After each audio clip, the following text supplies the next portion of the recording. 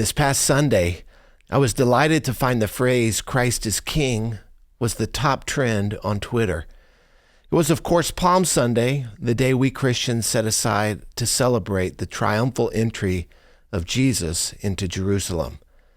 As he entered the city riding on a donkey, the people cried out, "Blessed is the King who comes in the name of the Lord. Peace in heaven and glory in the highest." In response to this, the Pharisees demanded that Jesus rebuke those who were hailing him as king. To which Jesus said, "If they remain silent, the rocks will cry out." So I was quite surprised when I discovered that the reason Christ is King was trending on Twitter had nothing to do with Palm Sunday.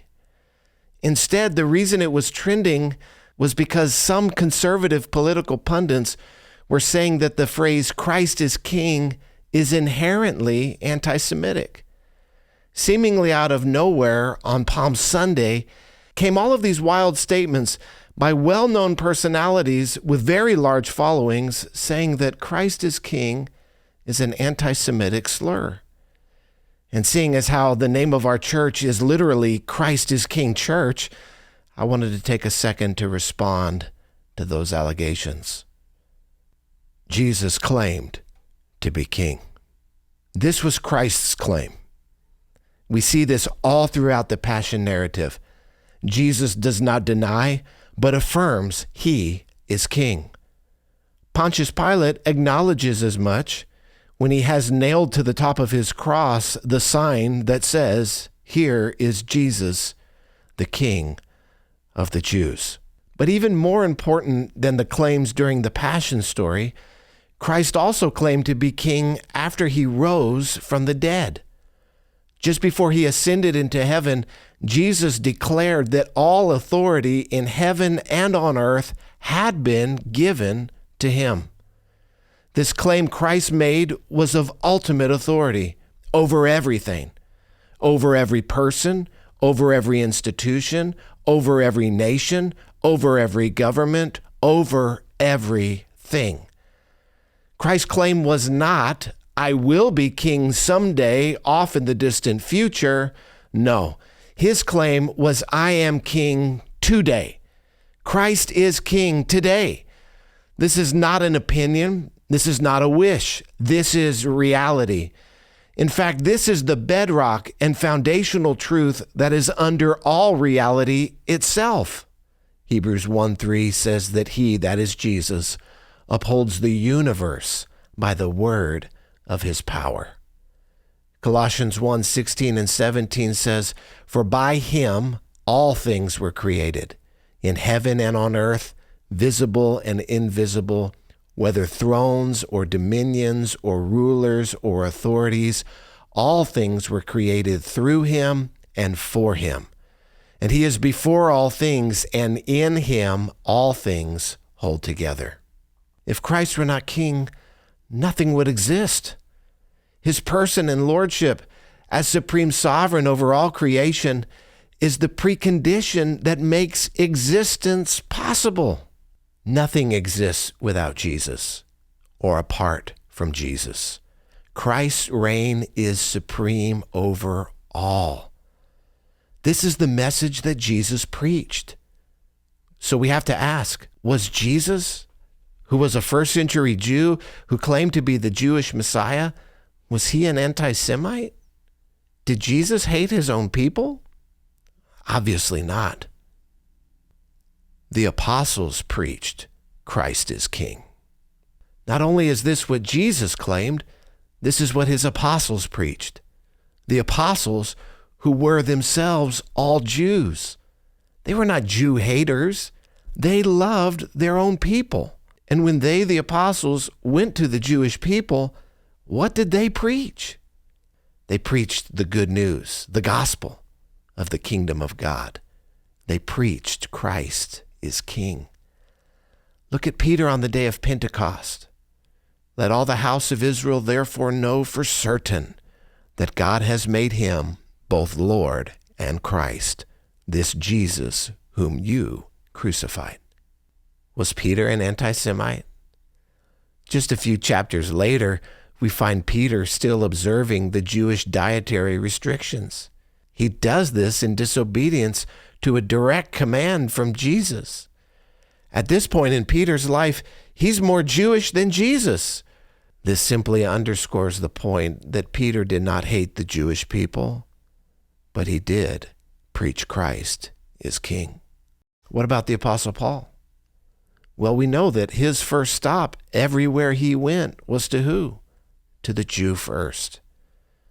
And he did this because he was motivated by his great love for his own people, his kinsmen according to the flesh, as he calls them in Romans chapter 9. And what did Paul preach? Acts 17:7 says he preached, there is another king, Jesus. Paul didn't hate the Jewish people. He was a Jew, and he loved them. He says, I wish that I myself were accursed and cut off from Christ for the sake of my brothers. These are not the words of an anti-Semite. We are obligated to declare Christ is King. In Matthew 16, when Jesus asked his disciples, who do you say that I am? Peter famously makes his bold profession, you are the Christ, the Son of the living God. To which Jesus replies, Peter, you are blessed because the Father in heaven has revealed this truth to you.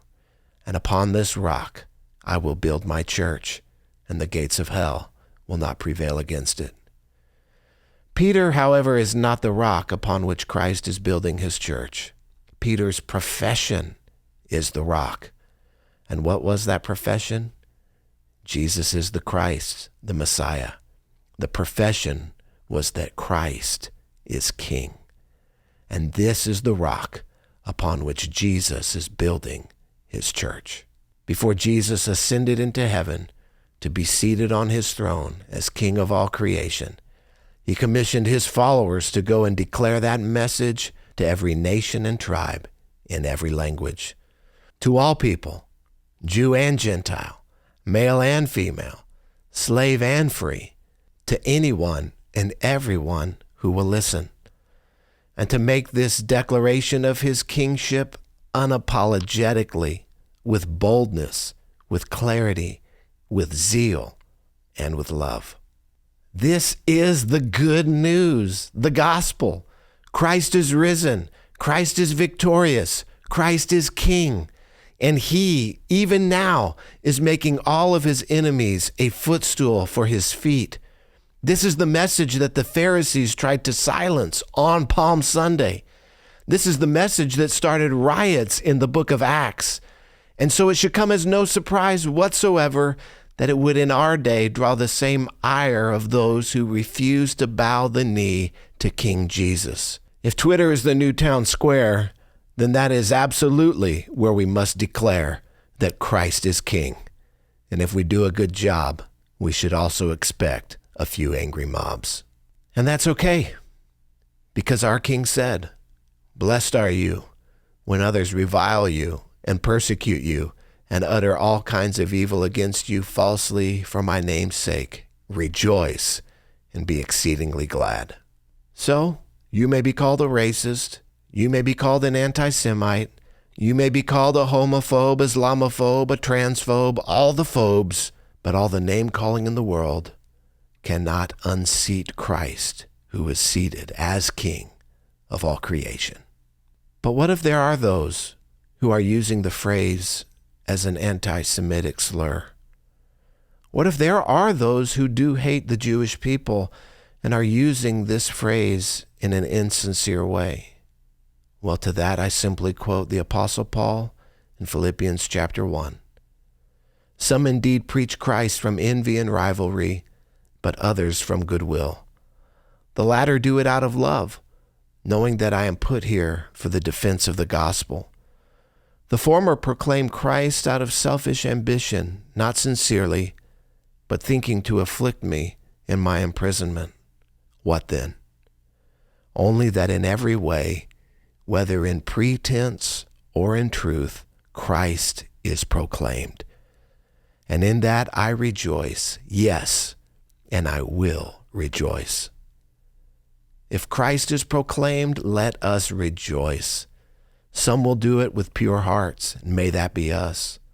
Others may do it with twisted motivations.